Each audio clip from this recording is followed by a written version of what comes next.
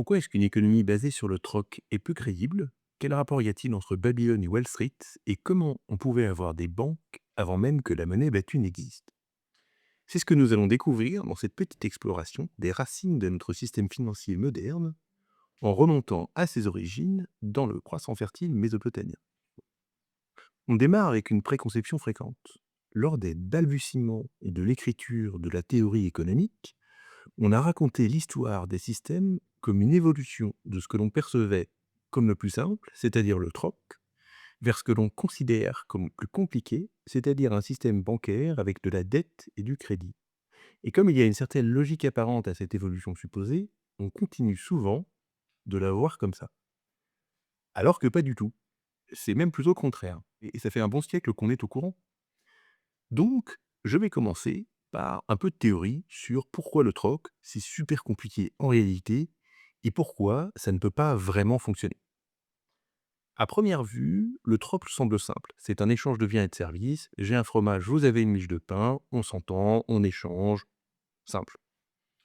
Sauf que quand on y réfléchit un peu, on se retrouve avec trois obstacles rédhibitoires. Tout d'abord, ce qu'on appelle la double coïncidence des besoins. C'est-à-dire lorsque les partenaires commerciaux potentiels ont des besoins réciproques, symétriques et simultanés. Si vous n'aimez pas le fromage, vous ne me prendrez pas mon camembert en échange de votre baguette. De la même façon, si vous voulez le fromage maintenant, mais que je ne pourrai vous le donner que le mois prochain, il n'y aura pas d'échange non plus. Alors, on pourrait imaginer passer par une série de trocs où j'échangerais mon camembert contre des carottes, puis les carottes contre une fourchette, puis la fourchette contre un torchon, et ainsi de suite, jusqu'à ce que je trouve ce qui vous intéresse pour avoir votre baguette. Et on comprend assez vite que l'effort à fournir pour obtenir ce dont j'ai besoin initialement constitue déjà un obstacle rédhibitoire. Ensuite vient le problème de l'indivisibilité. Si vous voulez un steak et que j'ai une vache, que je veux des pommes et que vous en avez, comment allons-nous procéder à l'échange? Je ne vais pas vous donner une vache entière pour un kilo de pommes, et je ne peux pas non plus couper un morceau de ma vache vivante pour vous l'échanger contre des pommes. C'est techniquement possible pour des biens qui ont des toutes petites unités, comme du sel ou de la farine, mais dès qu'on passe à des terrains, des animaux, des vêtements, ça devient inéchangeablement pratique. Voilà le second obstacle rédhibitoire. Enfin, on peut évoquer la logistique, c'est-à-dire le stockage et le transport des biens à échanger. Stocker la richesse dans des biens périssables, comme la farine ou la viande, globalement, c'est une idée dangereuse parce que ça périme vite. D'autres biens peuvent être encombrants, difficiles à sécuriser, difficiles à transporter. Et n'oublions pas qu'il s'agit d'une époque sans route goudronnée et sans camion et que tout se faisait en charrette à bras. Essayez d'imaginer le montage nécessaire pour acheter une maison via le troc en échangeant autre chose qu'une autre maison par ailleurs, et vous visualisez assez bien le troisième obstacle rédhibitoire. En pratique, quand nous examinons les mécanismes du troc, nous réalisons rapidement ses limitations et son incapacité à soutenir une société qui dépasse la poignée d'individus. Pour creuser un peu, on peut lire les articles de l'anthropologue Caroline Humphrey, notamment Barter, Exchange and Value, an Anthropological Approach, publié en 1992, je vous vais lire la transcription, dans lequel elle examine les recherches et les données sur le troc et conclut qu'aucun exemple d'une économie fonctionnelle basée sur le troc n'a été décrit à sa connaissance. Ceci dit, le troc n'est pas une vue de l'esprit. Il existe bel et bien, mais dans des contextes limités et pour des raisons bien précises. Dans un article de 2000 intitulé You can buy almost anything with potatoes, an examination of barter during economic crisis in Bulgaria, Barbara Sellarius décrit les modes d'échange économiques dans une Bulgarie post-soviétique complètement ruinée au cours de l'année 1997. Mais ce n'est pas une économie réellement basée sur le troc. D'abord parce que les factures, l'essence, l'électricité, les taxes et d'une manière générale, tous les biens et services qui entrent et sortent d'une communauté continuent d'être payés en lèvres, qui est la monnaie de la Bulgarie, et ensuite parce que la référence à cette unité de compte dans les échanges est constante. J'accepte 100 kilos de pommes pour passer ma semaine à réparer une clôture parce que j'ai en tête le montant d'un salaire d'ouvrier agricole à la semaine et le prix d'un kilo de pommes en lèvres.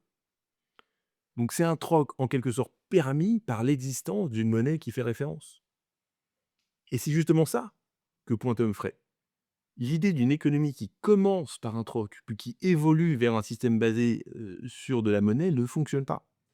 En pratique, c'est même plutôt le contraire. Sans unité de compte de référence, tout échange est très compliqué à envisager. Alors si ce n'est pas le troc, Quel système a permis les interactions économiques dans les premières sociétés? Un des scénarios les plus intéressants est celui d'une économie basée sur la dette. Mitchell Innes, dans son article de 1913 What is Money, est l'un des premiers à discuter cette hypothèse. Il est assez bref, alors je vous mets le lien de l'article complet. Il y examine des faits historiques, comme les modes d'échange au Moyen Âge et les caractéristiques très variables des pièces antiques, et conclut à une préexistence de la dette sur la monnaie. Ça serait un peu long de tout développer maintenant, et je referai probablement une autre vidéo pour examiner ces arguments. Mais dès la publication, l'article est discuté, notamment par John Maynard Keynes, qui en fait une très brève revue dès 1914 dans The Economic Journal. Et s'il garde des réserves sur les bases théoriques globales de l'article, il considère que la thèse centrale est pertinente dans les contextes explorés au regard des éléments historiques cités et que l'usage du crédit semble bien préexister à celui du cash. Dans une version plus moderne et beaucoup plus longue, vous pourrez lire l'excellent best-seller de David Graeber, Dette 5 millions d'histoires. Il développe en longueur ce programme interprétatif et examine les arguments de l'anthropologie pour une société basée sur un intricat de dette. Un petit warning avant de continuer, ce programme interprétatif doit être considéré comme une grille de lecture. D'abord parce qu'il n'est pas universellement accepté, et ensuite parce qu'il ne prétend expliquer que les systèmes économiques et les époques qu'il explore. Ce n'est pas une théorie absolue et il ne faut pas essayer de l'appliquer à tout. Pour Inès, dans les systèmes économiques prémodernes, au lieu d'avoir des échanges immédiats, les gens subiient un système d'obligations et de dettes. Petite note sur le mot prémoderne, ça ne signifie pas antique, puisque jusqu'au 19e siècle en Angleterre, une bonne partie de l'économie fonctionne comme ça, avec les fameux tamis. C'est trop long pour cette vidéo, mais je reparlerai certainement de l'histoire de la formation de la Banque d'Angleterre en 1697 parce que c'est fascinant. Pour revenir à notre sujet, les échanges ressemblaient plus à vous m'avez aidé à construire ma maison l'an dernier, donc je vous devais quelque chose. Je vous ai donné un mouton pour le mariage de votre fils, donc je vous ai remboursé. Ce qui résout par exemple la question de l'échange de valeur au fil du temps, puisque les dettes pouvaient être réglées plus tard, mais, et c'est le plus important, les dettes peuvent être transférées à quelqu'un d'autre. L'exemple précédent peut devenir j'ai donné un mouton à Pix, donc il m'en doit une. On l'a noté quelque part. Comme il vous a aidé à construire votre maison l'an dernier, vous lui en devez une, on l'a noté quelque part. Or, il m'a échangé la dette qu'il avait envers moi contre la dette que vous aviez envers lui. Donc c'est moi qui maintenant ai la note de cette dette et je viens la collecter en vous demandant de m'aider à labourer mon champ. Ça règle les questions de coïncidence des besoins, de logistique et d'indivisibilité, parce qu'on peut fragmenter et rembourser partiellement. On pourrait penser qu'une économie basée sur la dette et avec ce type de fonctionnement nécessite des moyens, notamment comptables, plus modernes et plus complexes qu'un système de troc. Mais ça change lorsqu'on considère les réalités pratiques de la mise en œuvre de ces systèmes. Le troc voit sa complexité de mise en œuvre croître d'une façon exponentielle avec le nombre de participants et de biens échangés. Exponentielle, on va dire plutôt quadratique, mais disons que ça croît vite. Si vous multipliez par 10 le nombre de participants, la complexité peut vite faire x100. Une économie de la dette, en revanche, va voir sa complexité croître d'une façon plutôt linéaire. Un participant de plus, ce n'est jamais qu'une ligne de plus, et ça ne crée pas de complexité additionnelle. Donc même avec des écritures mathématiques rudimentaires, tant qu'on peut faire des additions, on peut passer à une échelle bien plus large avec de la dette. C'est compliqué de savoir comment le système était perçu à l'époque, mais un système basé sur la dette a pu offrir des avantages sociaux qui ont pu contribuer à sa stabilité et à sa longévité. Parce que c'est un mode de fonctionnement qui favorise la cohésion sociale, en créant un réseau d'interdépendance et en encourageant la coopération.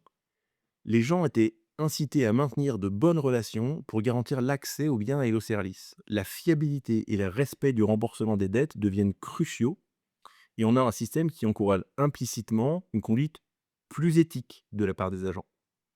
Parce que si on achète du pain en euros et qu'on paye cash, le niveau d'honnêteté de l'acheteur n'a aucune importance pour le vendeur. Il donne son pain, il reçoit des euros, et le reste est sans conséquence. L'argent n'a pas d'odeur. Mais si on paye en dette et que tout se règle plus tard, ce n'est plus du tout la même histoire. Le boulanger va refuser de vendre son pain à quelqu'un dont on ne sait pas s'il paye ses dettes. On peut imaginer que ceux qui étaient connus pour leur malhonnêteté, pour ne pas honorer leurs obligations, pour ne pas rembourser leurs dettes, étaient exclus assez vite de la vie économique de la communauté. Ce qui, à cette époque, devait plus ou moins correspondre à une mort rapide. Une autre raison pour laquelle l'hypothèse semble crédible, c'est qu'il ne faut pas oublier qu'il y a à long terme une dimension darwinienne dans l'évolution des dynamiques sociales et des règles de fonctionnement de l'économie. Un système économique ne perdure que s'il est un minimum adapté à la réalité du monde et des humains. Et un système qui pousse à la coopération avait tout de même plus de chances de survivre à long terme que l'inverse. Et comme une économie basée sur la dette favorise la cohésion sociale parce qu'elle incite à un comportement social positif, ça donne une société qui a plus de chances de survivre que ses voisines. Et là, on parle de systèmes qui ont évolué sur des milliers d'années. Maintenant, comment est-ce qu'on gardait trace de ces échanges, de ces dettes et de la propriété? Dans les premières communautés, on peut tout à fait envisager que le nombre d'échanges, le nombre de participants aux échanges et le nombre de biens échangeables étaient suffisamment faibles pour que les techniques comptables soient moyennement importantes au final. On pouvait tout simplement avoir quelqu'un avec tout en tête ou avec des éléments faciles à manipuler. Les archéologues ont trouvé de très, très, très vieux jetons, surtout en Irak, qui datent d'il y a entre 8 et 9 000 ans, notamment à Jarmo et Uruk. Ces jetons représentaient probablement des moutons, du grain ou d'autres types de biens. Et j'ai trouvé quelques hypothèses sur la façon dont ils étaient utilisés, mais comme j'arrive pas à comprendre si ces hypothèses étaient basées sur autre chose qu'une intuition des auteurs, et avoir tellement de confiance c'était comme ça, je préfère ne pas en parler, parce que je sais pas trop. Si quelqu'un sait, n'hésitez pas à éclairer mes terme.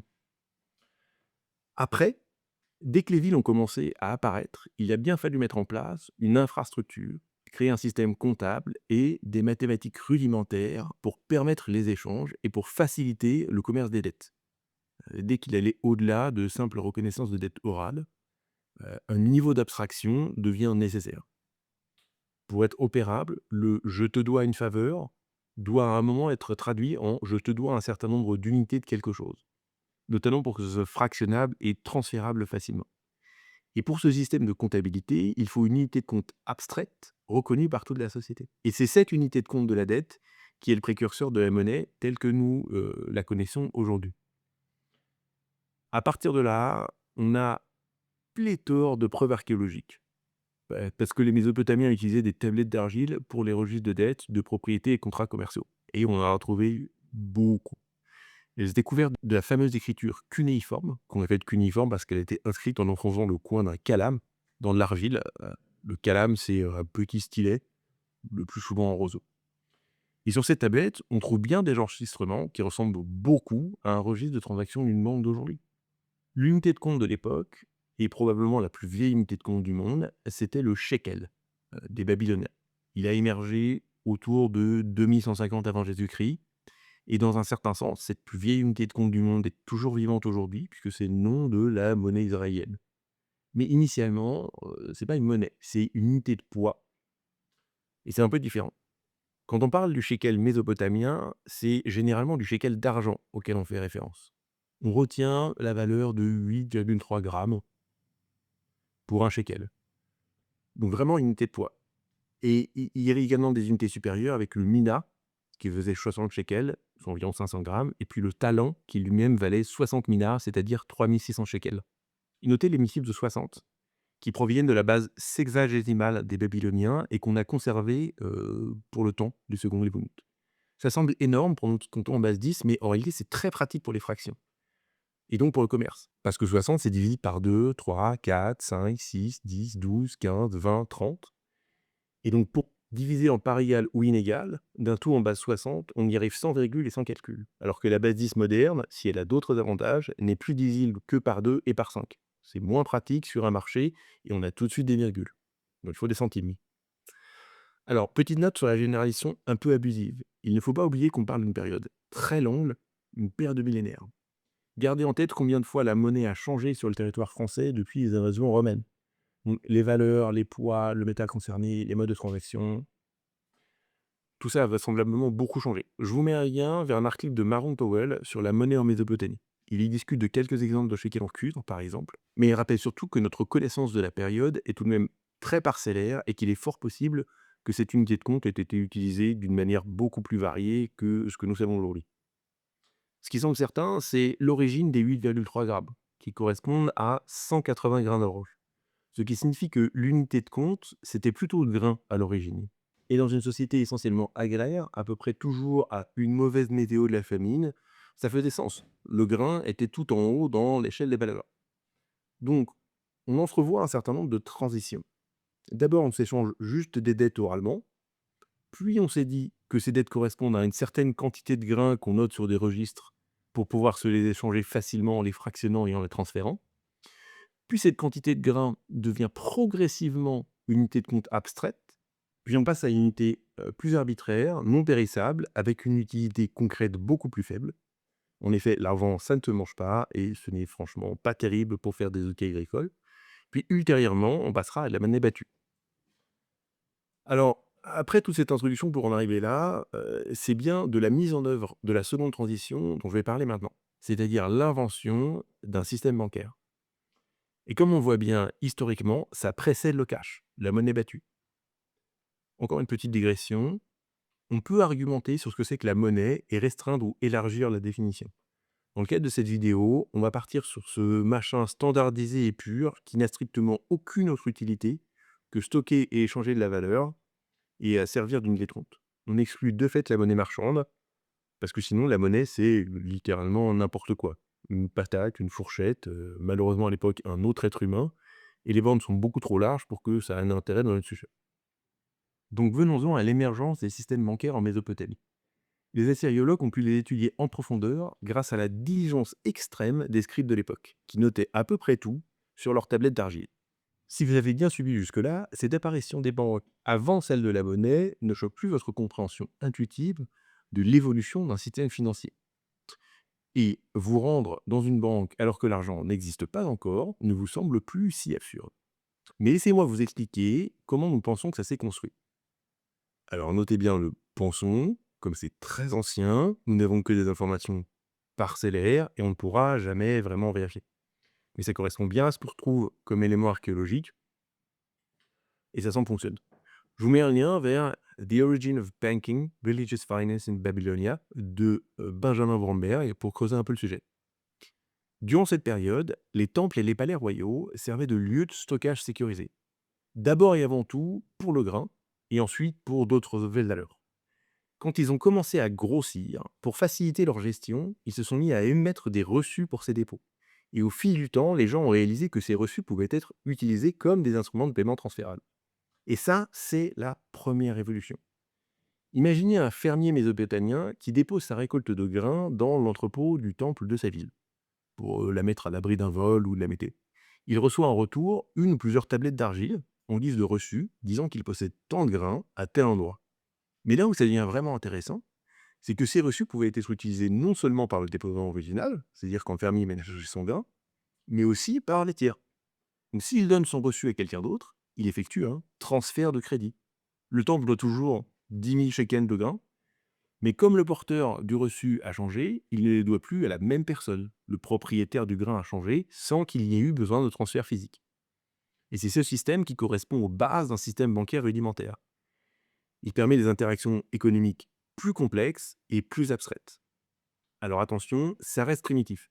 D'abord parce que les reçus sont indélébils au début, du moins de ce que j'en comprends, et qu'on n'a donc pas encore de vrais gyros. Il faudra attendre une innovation des Égyptiens pour ça. Mais le sujet est trop vaste pour une seule vidéo et je reviendrai là-dessus plus tard. Mais il faut bien comprendre qu'on est sur une histoire millénaire et que les concepts et les idées ont voyagé entre les cultures et qu'elles se sont nourries les unes des autres. Ensuite, parce qu'on n'a pas la double comptabilité, mais pour ça, il faudra attendre les Italiens au XVIe siècle.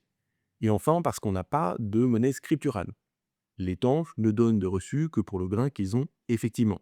La somme des montants sur les reçus en circulation correspond à la quantité de grains ou d'autres choses effectivement stockées. Contrairement aux banques modernes dans lesquelles la somme des montants sur les comptes est bien supérieure à la monnaie stockée. Si tout commence dans les temples, à mesure que les besoins de la population grandissent, les maisons bancaires privées sont vite apparues. Cette expansion est attestée par des lois régulant les pratiques bancaires. Et oui, le régulateur était déjà là il y a 4000 ans. La plus ancienne collection de lois qui nous soit parvenue, c'est le code de Ur-Nammu, qui date d'environ 2050 avant Jésus-Christ. et on y trouve quelques règles simples sur les limites de ce qu'on a le droit de faire ou pas avec une maison de crédit à l'époque. Mais c'est avec le code d'Hammurabi, qui date d'environ 1760 avant Jésus-Christ et dont nous avons des copies presque complètes et dont je vous mets en lien une traduction, que le système commence à vraiment se formaliser. Cette évolution et ces différentes versions démontrent le caractère progressif et la formalisation du rôle de l'argent et de la régulation financière dans la société mésopotamienne sont arrivés petit à petit. Rien n'est arrivé d'un coup. C'est le résultat de discussions et d'expérimentations. On imagine bien des siècles d'essais-erreurs sur les différentes régulations. Et d'ailleurs, nous en sommes encore là. Le régulateur continue de faire évoluer la réglementation et les protections au jour le jour. Ces régulations portaient notamment sur ce que pouvaient faire les temples. Dans l'ancienne Mésopotamie, ils étaient bien plus que des lieux de culte. Ils étaient des centres économiques puissants, profondément intégrés dans le tissu financier et dans la société. Ils géraient notamment de vastes domaines agricoles, ils collectaient les offrandes, ils s'engageaient dans le commerce, ils jouaient un rôle crucial dans le développement du frais d'argent. En essence, c'était des hubs économiques de l'époque, un peu comme les grands abbayes du Haut Moyen-Âge en France. Alors, notre compréhension de leur rôle continue d'évoluer aujourd'hui, et je vous mets en lien un article très intéressant de 2021 de Cornelia Wunsch qui creuse un peu le sujet. Un des aspects centraux du rôle de la finance de ces temples était leur pratique du prêt de grain. Initialement, ces prêts servaient une fonction sociale essentielle. Quand un fermier était confronté à une mauvaise récolte ou à une difficulté imprévue, le temple intervenait en fournissant un prêt de grain pour aider le fermier à tenir jusqu'à la prochaine récolte. Décrit comme ça, on pourrait penser que c'était un peu leur politique agricole commune, mais c'était plutôt de l'ordre d'une assurance garantie perte de revenus, financée a posteriori au lieu de a priori. Il faut bien comprendre que d'une part, la population était essentiellement composée de paysans, et que d'autre part, pas de récolte pour une famille une année, c'était pas loin de la mort certaine par famine l'année d'après. Notamment parce qu'au-delà de l'aspect immédiat des besoins vivriers en grains, il y a les besoins pour les semis. Les paysans devaient chaque année manger une partie de leur récolte et en conserver une partie pour avoir de quoi planter les semis de l'année suivante. Or, si la récolte a été insuffisante, pas de quoi semer et c'est la catastrophe. Cette pratique de prêt assurait la continuité agricole et elle offrait un filet de sécurité vital pour la communauté. Les fermiers étaient censés rembourser leurs prêts avec des intérêts juste après la récolte. Et là aussi, petite révolution. C'est l'introduction du concept d'intérêt dans ces premiers prêts. Tu vas me rendre plus que ce que je ne t'ai prêté. L'idée initiale, c'était de payer le service de mise à disposition immédiate de ce dont tu avais besoin. Il faut bien réaliser à quel point ces fonctions étaient importantes pour la société. Une mauvaise récolte, ça peut arriver à n'importe quelle famille. Et à cette époque, vous ne vouliez surtout pas que votre voisin enchaîne une mauvaise récolte. Parce que quand il voit ses enfants mourir de faim et qu'il n'a pas pour le choix, soit vous avez les moyens de lui donner du pain, soit il finit par venir se servir dans votre cellier et ce n'est pas bon du tout pour vous. Donc vous avez tout intérêt à ce qu'il existe des filets de sécurité. Un peu comme aujourd'hui, hein. À mesure que la société a évolué et que l'argent a gagné en importance par rapport au grain, les temples ont adapté leurs pratiques et ils ont commencé à offrir des prêts en argent. C'est une pratique très bien documentée dans le code d'Hammurabi. Ce code légal nous offre d'ailleurs des perspectives remarquables sur les pratiques financières de l'époque, y compris les limites pour les taux d'intérêt, pour les prêts en argent et les régulations pour le remboursement des dettes, ou encore une limite à la responsabilité des débiteurs. Par exemple, dans le code, on a si un marchand prête à un agent et que l'agent retourne au marchand tout ce que le marchand lui avait donné, et si le marchand nie avoir reçu ce que l'agent lui a donné, cet agent appellera le marchand à rendre compte en présence de Dieu et de témoins, et le marchand, parce qu'il a eu une dispute avec son agent, lui donnera 6 fois le montant qu'il a obtenu. C'est assez incroyable quand on y pense. Il y avait déjà des lois pour protéger le consommateur face aux banques. Or, on sait bien que ce genre de lois n'arrive pas par hasard. Elles sont là parce que des dérives ont été constatées. Il est donc probable que les dérives qui conduisent le législateur à sévir aujourd'hui se produisaient déjà à l'époque, et que ce genre de dérives sont donc malheureusement inhérentes aux moteurs fondamentaux de l'action humaine, qui sont des invariants temporels. Et aujourd'hui, comme à l'époque, il faut que nous nous assurions en permanence d'être bien protégés par un pouvoir législatif plus fort que les systèmes financiers. Alors notez de même qu'il existe un débat, toujours en vie aujourd'hui, sur le rôle exact des temples. Certains soutiennent que les temples servaient principalement de redistributeurs bienveillants et qu'ils se concentraient sur le bien-être social et la stabilité communautaire, quand d'autres sont un peu plus cyniques et ils soulignent leur rôle d'acteur économique beaucoup plus rationnel cherchant essentiellement à maximiser leur richesse et leur influence par le biais de prêts stratégiques. La vérité, comme c'est souvent le cas, se situe probablement quelque part entre les deux, et surtout étant donné la durée de la période en question, elle a probablement dû varier dans le temps. Les prêtres de Mardou ou d'Ishtar, à la tête de leurs institutions, ont pu être des gens plus ou moins philanthropes, et donc donner des rôles différents pour ces institutions, malgré des règles du jeu plus ou moins constantes. Ce qui est tout de même assez fréquent dans l'histoire des organisations religieuses du monde. Les taux d'intérêt standardisés étaient généralement autour de 20% pour l'argent et encore plus élevés pour le grain, notamment pour refléter les risques inhérents à la production agricole. 20%, ça peut sembler beaucoup, mais en fonction du taux de défaut, c'est-à-dire du nombre de personnes qui ne remboursaient pas, à une époque où la pénicilline n'avait pas encore été découverte et où la moindre pression envoyée au cimetière, je ne sais pas trop si c'était si rentable que ça. Alors, petite digression, ce n'est pas un code civil joli joli. Ça parle beaucoup d'esclavage et de mise à mort. Mais bon, dans le contexte de l'époque, c'était l'air du temps. Le code décrit également l'utilisation de contrats de dette formelle. Les contrats devaient préciser les termes de remboursement et les conséquences en cas de défaut. Ce qui est particulièrement intéressant, c'est que le code inclut des dispositions pour l'allègement de la dette, comme les annulations de dette en période difficile. Par exemple, dans le code, on a si un homme doit une dette et que Hadad c'est le dieu des tempêtes et de la pluie, et que Hadad inonde son champ et emporte la récolte, ou qu'à cause du manque d'eau, le grain n'est pas poussé dans son champ, cette année-là, il ne fera aucun remboursement de grain à son créancier, il modifiera la tablette de contrat et ne paiera pas les intérêts cette année. Ce qui montre une prise de conscience des dangers du surendettement et concrètement une meilleure prise en charge des surendettés que la France de 2025. Déjà à l'époque, qu'ils avaient compris qu'il y a des éléments dans la finance qui ne sont pas trop bons. Ce qui me fascine à titre personnel, c'est que beaucoup de ces pratiques et de ces règles trouvent écho dans nos systèmes financiers modernes. Les prêts de grains de l'ancienne Mésopotamie ressemblaient étrangement à ce qu'on appelle aujourd'hui des contrats à terme sur marchandises. D'un point de vue systémique, les prêts en argent ne sont pas tout à fait des prêts bancaires modernes, comme le crédit immobilier, mais du point de vue du consommateur, c'est plus ou moins la même chose. Les taux d'intérêt standardisés établis pour les temples et les maisons privées ressemblent beaucoup aux taux de référence fixés par les banques centrales d'aujourd'hui et aux taux d'usure légaux. Les contrats de dette de l'ancienne Mésopotamie sont clairement des précurseurs de accords de prêt modernes et le concept d'allègement de la dette trouve son équivalent moderne dans les lois de protection contre la faillite et les Chapter 11 à l'américaine, même si on n'en a pas en France.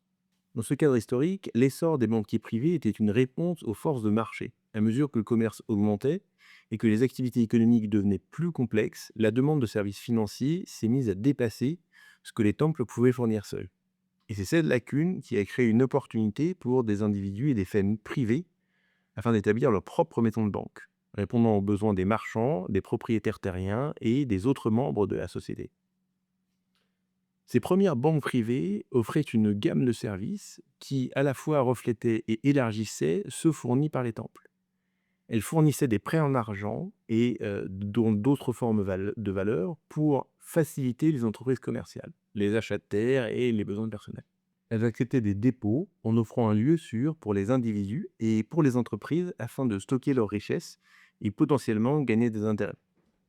Peut-être le plus intéressant encore, à mesure que le commerce à longue distance prospérait, les banquiers privés ont commencé à offrir du financement commercial, en partageant les risques et les récompenses des expéditions commerciales. C'était un peu les venture capitalistes de l'époque.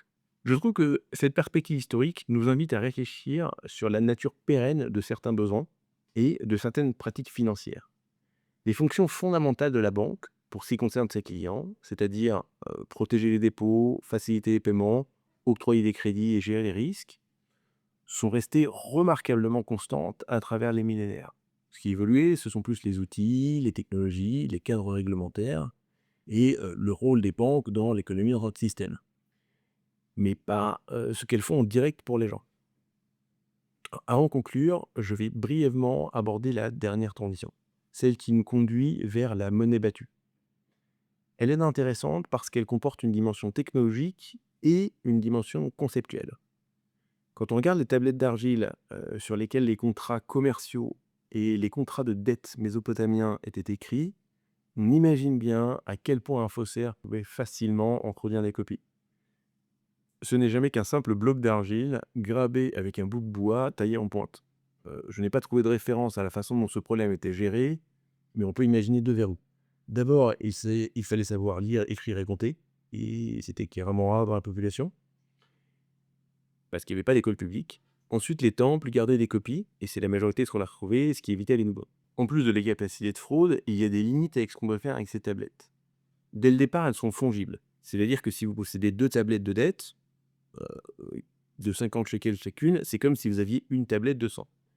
Mais l'opération inverse ne fonctionne pas. Si vous avez un dépôt de 100 shekels inscrit sur une tablette et que vous souhaitez en utiliser 50 pour payer un marchand, il faut passer au temple pour qu'il fractionne la dette en 2 tablettes.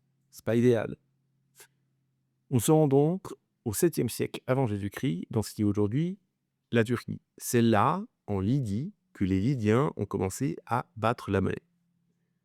Petite digression, il y a des théories très intéressantes sur les raisons sous-jacentes à cette évolution particulière, notamment sur la monnaie comme instrument de domination du pouvoir et sur la théorie chartarienne de la monnaie.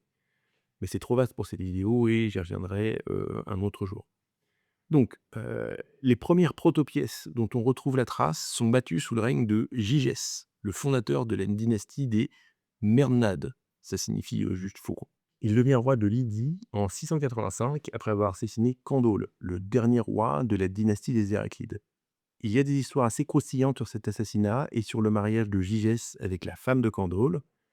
C'est rigolo et ça fait aujourd'hui écho avec le mot candolisme, qui ira quelque chose de plus aventurieux d'entre nous. Mais je n'ai aucune idée de la véracité de ces histoires. Il faut bien comprendre que ces pièces sont très loin des pièces modernes. Une pièce à ce moment, c'est un bout de métal avec une forme très variable, une taille très variable, une composition très variable, mais une estampille assez constante. En gros, on prend une pépite ou un bout de métal obtenu par fusion, on l'aplatit un peu pour la forme, et on y enfonce un poinçon avec un coup de marteau. Ce qui compte, ce n'est pas le poids ou la composition, c'est purement la marque qu'on va retrouver sur la pièce. Et ça, c'est une vraie révolution conceptuelle. On est beaucoup plus proche de des modernes avec ça. Ça fonctionne bien parce que il faut comprendre que l'accès à la technologie qui permet de poinçonner une pièce euh, correctement pour qu'elle ressemble au vrai est beaucoup plus complexe que celle qui permet de faire une tablette d'argile. Quand on a une pièce poinçonnée entre les mains, on peut à l'époque avoir une confiance raisonnable dans le fait que ce ne soit pas un faux. Il y a des raisons historiques et sociales qui permettent l'émergence de la monnaie frappée à ce moment et dans ce lieu, mais aussi des raisons beaucoup plus pratiques. D'abord, les évolutions de la métallurgie permettent d'avoir des outils pour la frappe. Et ensuite, les Lydiens avaient à leur disposition de la matière première. En Lydie coule le fleuve Pactol. C'est vers Izmir dans la Turquie d'aujourd'hui. Et ça s'appelle le Soyar. Désolé pour la prononciation. Le mot pactole est encore aujourd'hui utilisé pour désigner une source de richesse immense. Et la raison, c'est que ce fleuve charriait des pépites d'électrum. L'électrum, c'est un alliage essentiellement d'or et d'argent, avec parfois un peu de cuivre.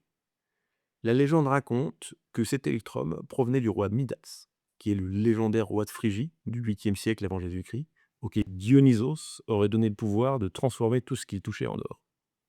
Ce qui pouvait paraître sympa a priori, sauf que il ne pouvait plus ni manger ni toucher personne, ce qui était tout de suite beaucoup moins sympa. Donc pour se débarrasser de ce qui était en pratique une horrible malédiction, Midas était allé se laver les mains dans le pactole, et c'est de là que l'or du chèvre viendrait. Alors c'est évidemment faux, et moi j'aime bien des légendes antiques. Pour revenir un peu plus proche de la réalité historique, on observe une amélioration considérable de la qualité des pièces au cours du temps.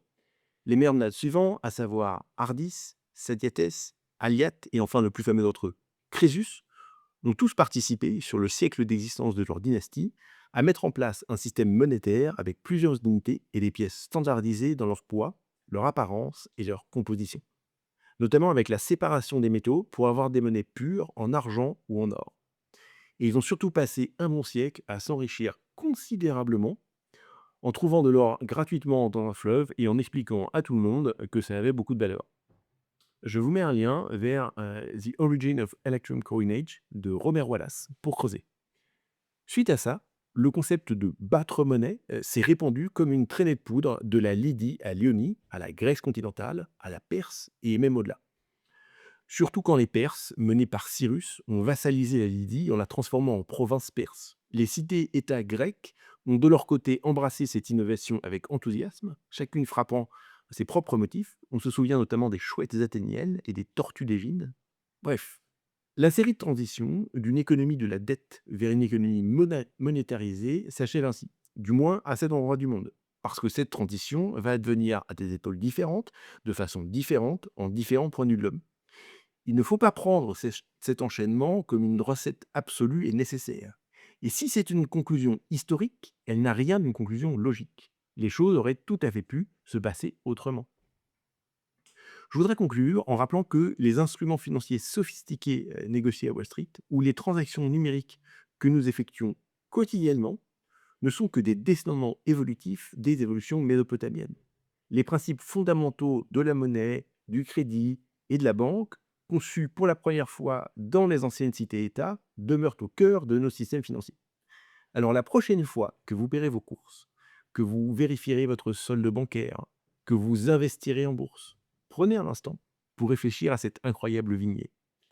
Ces actions quotidiennes que nous accomplissons le plus souvent sans y penser sont l'aboutissement de milliers d'années d'évolution d'ingénierie financière. Et ça remonte aux solutions ingénieuses conçues entre le Tigre et l'Euphrate. Petit bonus étymologique. En grec, méso signifie entre, au milieu. Potamos signifie fleuve, comme dans hippopotame, littéralement cheval de fleuve, parce que ça tient du mot hippos en grec, comme dans Philippe, celui qui aime les chevaux, parce que philos en grec c'est aimer. Enfin bref, Mésopotamie signifie la région entre les fleuves, nommément le Tigre et l'Euphrate. C'est le fameux croissant fertile, berceau des civilisations indo-européennes. Aujourd'hui, c'est une partie arc. C'est tout pour cette fois, à très vite.